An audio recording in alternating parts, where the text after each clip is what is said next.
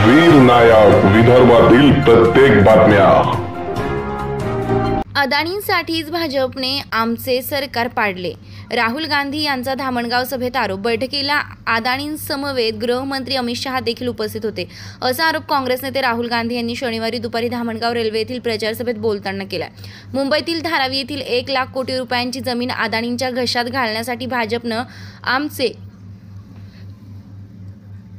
महाराष्ट्रातील सरकार पाडले। आमदारांची खरेदी करण्यासाठी जी बैठक घेण्यात आली त्या बैठकीला अदानींसमवेत गृहमंत्री अमित शहा देखील उपस्थित होते, असा आरोप काँग्रेस नेते राहुल गांधी यांनी शनिवारी दुपारी धामणगाव रेल्वे येथील प्रचार सभेत बोलताना केला। राहुल गांधी म्हणाले, महाराष्ट्रातील उद्धव ठाकरे यांच्या नेतृत्वाखालील सरकार जमिनी बळकावण्यासाठी पाडण्यात आले। आमदारांची खरेदी करून सरकारे पाडा असे संविधानात कुठेही लिहिलेले नाही, पण हे सरकार चोरीचे आहे। आमदारांची खरेदी करण्यासाठी 50-60 कोटी रुपये देण्यात आले। हे पैसे फुकट वाटले जात नाहीत। याचे आदेश कोणी दिले? धारावीच्या जमिनीचा व्यवहार कसा झाला हे संपूर्ण देशाला ठाऊक आहे। गरीब लोकांची जमीन अदानींना सोपविण्यासाठी पंतप्रधान नरेंद्र मोदी, गृहमंत्री अमित शहा यांनी सरकारची चोरी केली। पंतप्रधान नरेंद्र मोदी यांना विस्मरणाचा आजार झाला आहे, अशी टीका राहुल गांधी यांनी केली आहे। आम्ही संविधानाच्या रक्षणाविषयी सातत्यानं बोलत आहोत। आता हे म्हणतात राहुल गांधी राजकारण आरक्षणाच्या विरोधात आहेत। आम्ही उपस्थित केलेले मुद्दे ते आपल्या भाषणात मांडत आहेत। आम्ही 50% आरक्षणाची मर्यादा तोडू असं सांगितलं होतं, पण नरेंद्र मोदी ही मर्यादा वाढवू इच्छित नाहीत, हे दिसून आलंय। आम्ही जातनिहाय जनगणना करण्याचा मुद्दा मांडला आहे, ते आता उद्या म्हणतील। राहुल गांधी हे जातनिहाय जनगणनेच्या विरोधात आहेत। जातनिहाय जनगणनेमुळे विविध संस्थांमधील आदिवासी, दलित आणि ओबीसींची स्थिती स्पष्ट होईल, असं राहुल गांधी म्हणाले। आम्ही 50% आरक्षणाची मर्यादा रद्द करू। पंतप्रधान मोदींनी केले ते करून दाखवावे, असं जाहीर आव्हान देखील त्यांनी दिलंय। मोदी गरिबांना मान सन्मान देण्याविषयी बोलतात। उत्स्फूर्त प्रतिसाद आहे। महाविकास आघाडीच्या सर्व उमेदवारांना विजयाची खात्री आहे।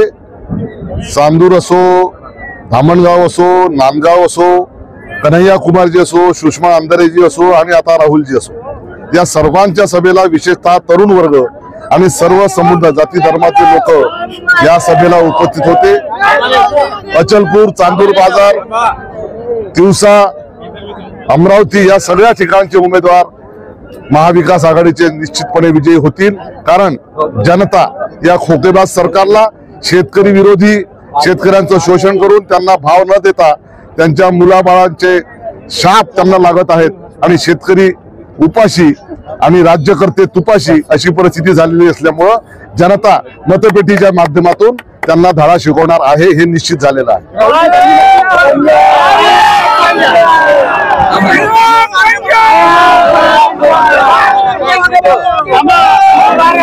राहुलजी गांधींना एक वक्तव्य केलं का 3000 रुपये आम्ही देऊ, आम्ही करोडो रुपये महाराष्ट्राला पाठवू, कसं बघा तुम्ही? आणि 1500 रुपये आणि 3000 रुपये फरक पडतो, काय सांगाल? नाही, राहुल गांधींची लोकसभेतच घोषणा होती 1 लाख रुपये प्रति वर्ष प्रति महिला, आणि केंद्र सरकारमध्ये भरपूर पैसे असतात म्हणून राहुल गांधींनी लोकसभेमध्ये कबूल केलं होतं। महाराष्ट्र सरकार त्या मानाने केंद्र सरकारच्या तुलनेत उत्पन्न कमी असल्यामुळं योजना आम्ही सुरू केली।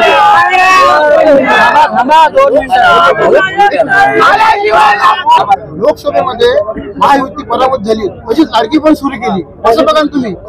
नाही, लोकसभेमध्ये पराभूत झाली त्या भीतीनंच त्यांनी लाडक्या जावयाचा खिसा कापला आणि लाडक्या बहिणीच्या खिशात टाकला, म्हणून आम्ही महालक्ष्मी योजना नाव देणार आहोत आणि 3000 रुपये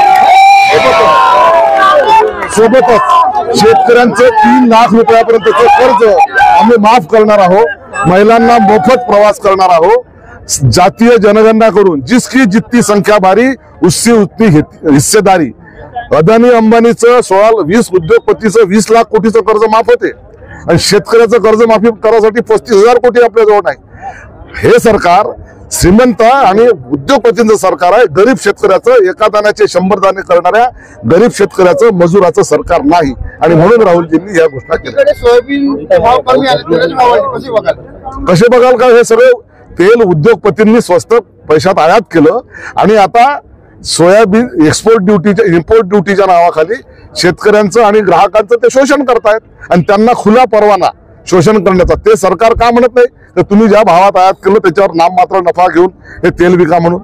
85 लाख टन तेल सोयाबीनचं पाम ऑइलचं आयात केलं आणि आता ते महाग भावाने विकतात आहे.